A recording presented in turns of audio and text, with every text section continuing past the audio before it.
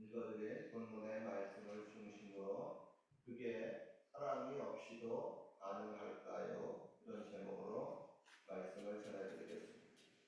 우리가 읽은 본문 고린도전서 13장은 사랑에 관해서 그 무엇 어떤 것보다도 잘 요약된 말씀입니다. 그래서 우리는 이를 가르쳐서 사랑장이라고 합니다. 굉장히 유명한 말씀입니다. 이 성경에 입각해가지고 노래도 유명한 것이 나온 것이 있습니다. 사랑은 언제나 오래 참고 사랑은 언제나 오유하며. 이 노래 많이들 들어보셨을 겁니다.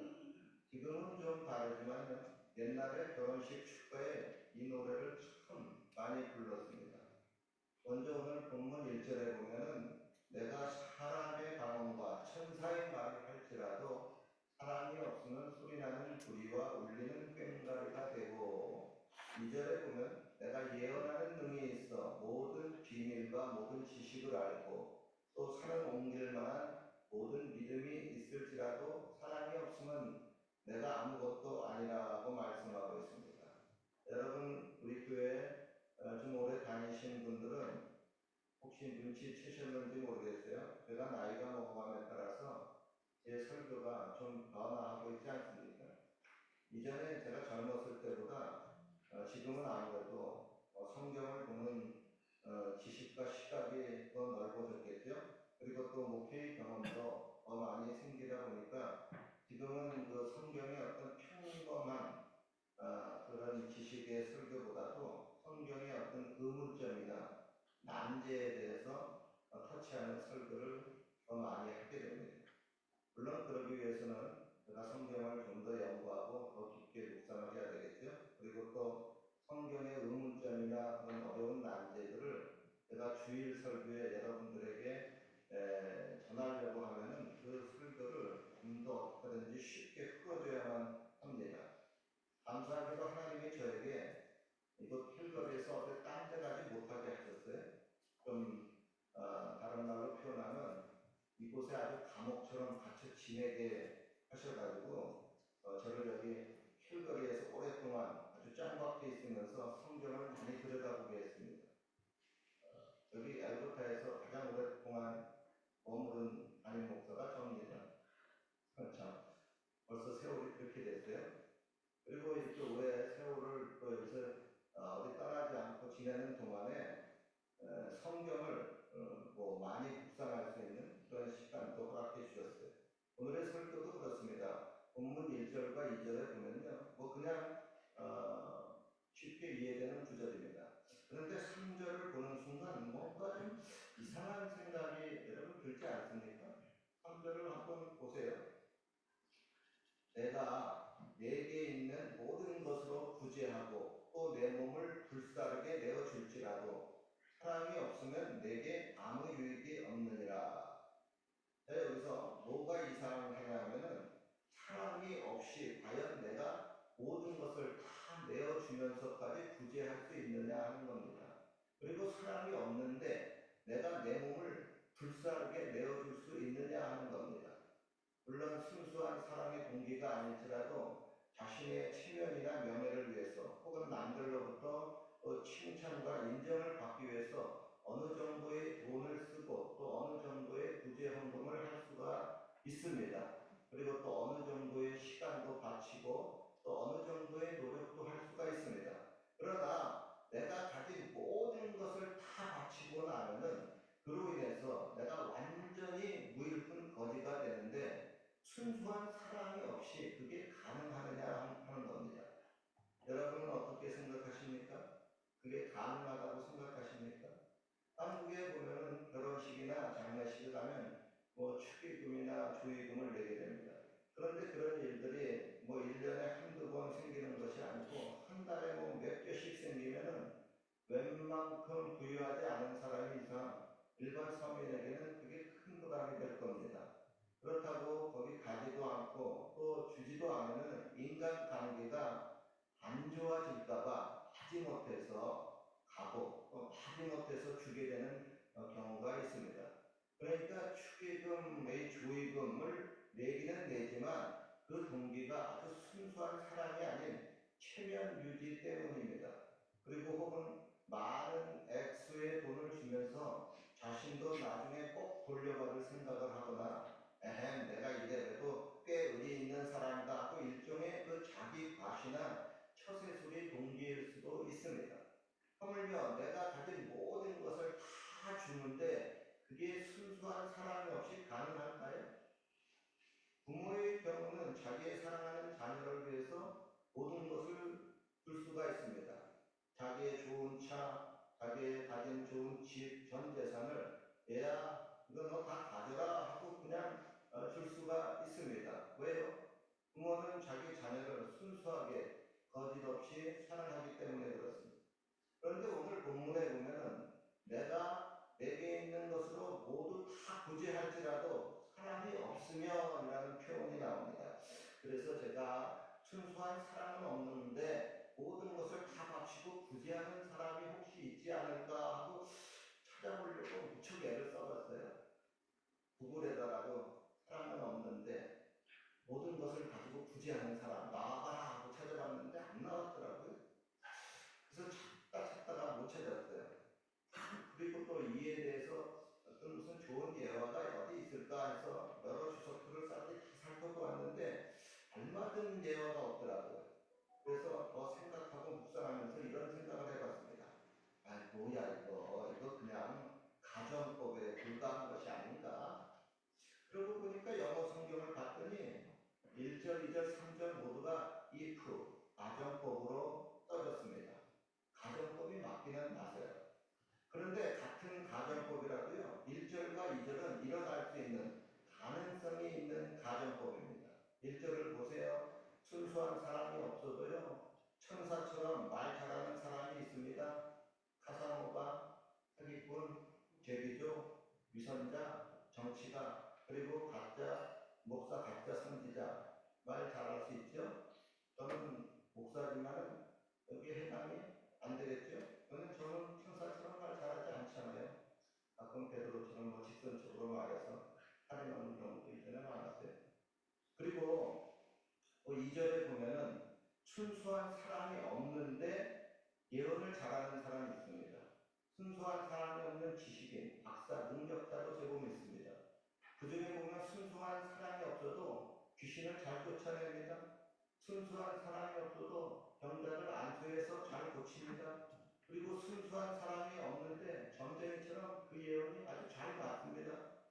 그런데요, 3절에 보면은 사랑이 없이 자기의 모든 것을 구제하는 사람이 나옵니다. 더 나아가서 사랑이 없는데 자기의 생명을 불사르게 내어주는 사람이 나옵니다. 물론 이 가정법은 앞선 1절과 2절의 가정법과는 좀 다릅니다. 1절과 2절은 그래도 발생 가능성이 있는 조건 가정법입니다. 그러나 3절은 거의 일어날 수가 없는 순수 가정법이라고 보면 됩니다. 그래도 제가 성경을 묵상할 시간이 있기 때문에 이런 비슷한 사람이 어디 있는가 찾아보려고 계속 생각하고 묵상하다가 그렇구나 하고 두 사람이 생각났어요. 사도행전 5장에 보면 아나니아와 삽비라 부부가 나옵니다. 두 사람이 자기의 부동산 소유를 팔아가지고 교회에 큰 액수의 헌금을 했습니다. 그런데 그 마음의 동기가 무엇일까요? 순수한 사람의 동기가 아닙니다. 자기가 남보다 더 뛰어나 보이려고 하는 명예욕과 교만함이 그 동기였었습니다. 그러니까 순수한 사랑 없이도 많은 돈을 헌금하고 남을 위해 쓸 수가 있습니다. 그러나 다른 사람은 다 속여도 하나님은 속일 수가 없습니다. 하나님은 그 사람들의 마음의 중심을 보셨습니다. 그리고 그들 부부가 서로 짜고 거짓말을 한 것도 다 아셨습니다. 그리고 그 결국은 그 두 사람이 하나님의 심판을 받고 죽고 말았습니다. 그러니까 아무리 큰 구제를 했더라도 그 동기가 순수한 동기가 아닌 불순하고 거짓이 되니까 자신들에게 유익이 없었습니다. 도리어 비극이 되고 말았습니다. 바로 여기서 우리가 배워야 될 교훈은 이겁니다. 내 안에 큰 헌금을 하거나 또 큰 희생을 할 만한 그러한 순수한 사람이 없다면 적어도 교만하거나 거짓되지는 말자. 여러분, 비혼의 청년들이 가끔 이런 질문을 합니다. 사랑 없이 결혼하면 행복하게 잘 살 수 있을까요? 이 질문에 이미 결혼해서 애를 낳고 사시는 분들 한번 솔직히 대답해 보십시오. 사랑 없이 결혼해도 대충 행복하게 살 수 있다 하시는 분 한 분 손 들어보세요. 안 드시네? 와, 대단하네요. 지금 손 들면은 누구들한테 조금 이상할 것 같아? 여러분, 피하는 겁니까? 이렇게. 자, 그러면은 반대로 사랑이 없으면 도저히 행복하게 살 수가 없다 생각하시는 분 손 들어보세요. 네? 손 들어보세요. 이것도 좀 예민합니다.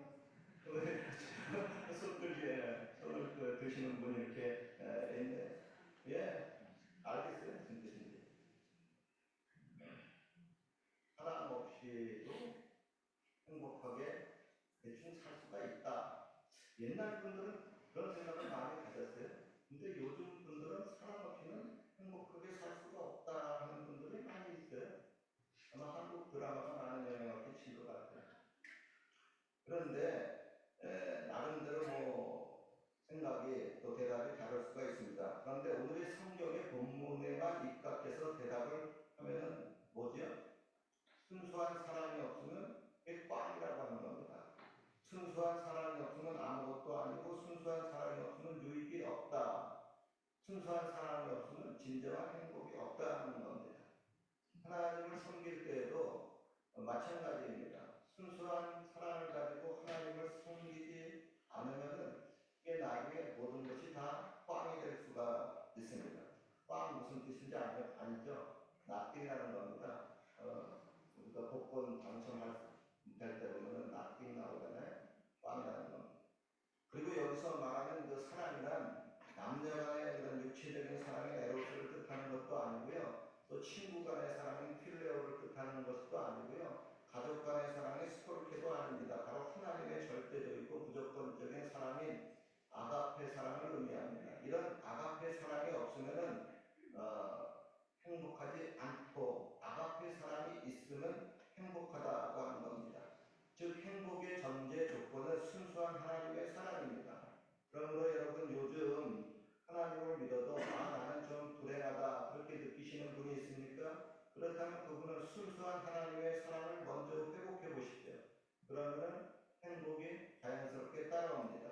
그리고 오늘 본문 3절에 보면은 사랑 없이 내 몸을 불사르게 내어주는 경우가 나옵니다. 아니 순수하게 그 고귀한 사랑이 없는데 어떻게 하나밖에 없는 내 몸을 불 속에 집어 던질 수가 있습니까? 불 속에서 타 죽으면 그게 얼마나 고통스럽습니까? 흔히 병원에서 통증 지수 1에서 10으로 표현하게 될 때 가장 큰 통증 중에 하나가 자결통입니다. 즉 인간의 몸이 육체가 불로 직접 태워지는 그런 고통입니다. 그래서 지옥이라고 하면 가장 고통스러운 것인데 이에 대해서 예수님이 이렇게 말씀합니다. 거기는 구더기도 죽지 않고 불도 꺼지지 아니하느니라. 사람마다 불로써 꿈치듯함을 받으리라 그랬습니다.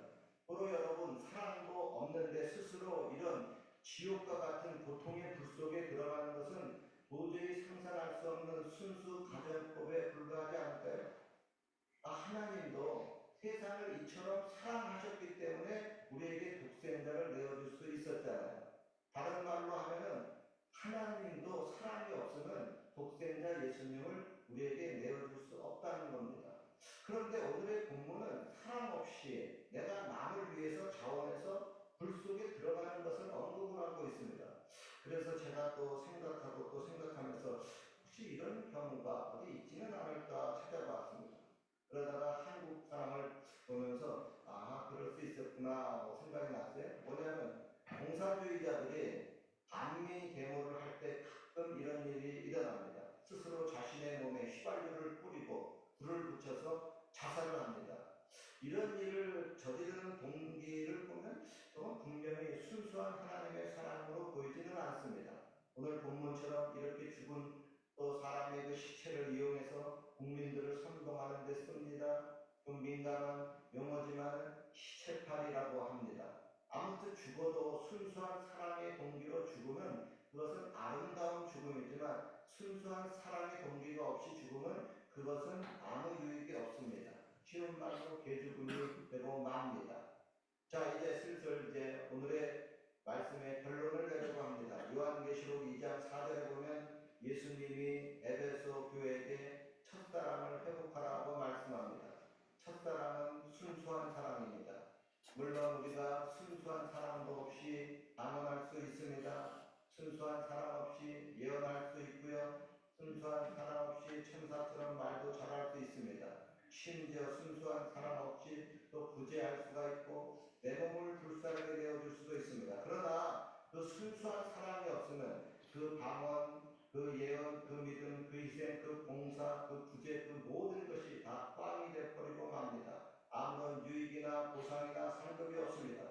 바로 우리의 숙제는 이겁니다. 순수한 사랑을 회복하자. 예수님은 어린아이를 가르치면서 제자들에게 말씀합니다. 누구든지 하나님의 나라를 이 어린아이와 같이 받들지 않는 자는 결단코 천국에 들어가지 못하리라. 그렇습니다. 천국은 순수한 사랑으로 들어가는 것입니다. 천국은 어린아이처럼 순수한 사람들이 거하는 곳입니다. 신앙생활의 가장 중요한 비결은 바로 순수한 사랑이 바탕이 되어야만 합니다.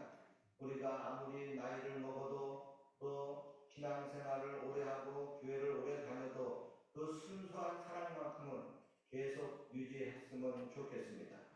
같이 한번 따라해 봅시다. 하나님, 제가 그 순수한 사랑입니다. 아멘. 과연 그럴까요? 사람은 자기 자신을 잘 모릅니다. 사람들은 외모를 보지 마음의 중심, 즉 동기를 알지 못합니다. 그러나 하나님은 우리들의 마음의 중심을 아십니다. 아무쪼록 하나님이 보실 때 너와 나의 마음의 중심이 순수한 사랑으로 가득히 채워졌으면 좋겠습니다. 그래서 이 땅에서뿐만 아니라 하늘나라에서까지 순수하신 하나님과 순수하신 사랑을 영원토록 나누시며 더욱더 행복하시기를 주님의 이름으로 축원합니다. 기도드리겠습니다. 주님, 이 세상에 순수한 사랑 없이 단지 사랑에 폼만 잡고 사는 사람들이 많이 있습니다. 그 중에 제가 한 사람입니다. 주님, 좀 도와주시옵소서. 주님의 그 순수한 사랑을 가르쳐 주시고 주님의 그 순수한 사랑을 우리들에게 심어 주시옵소서. 그래서 우리들도 그 순수한 사랑으로 모든 것을 행하게 하여 주옵소서. 예수님의 이름으로 기도하옵나이다.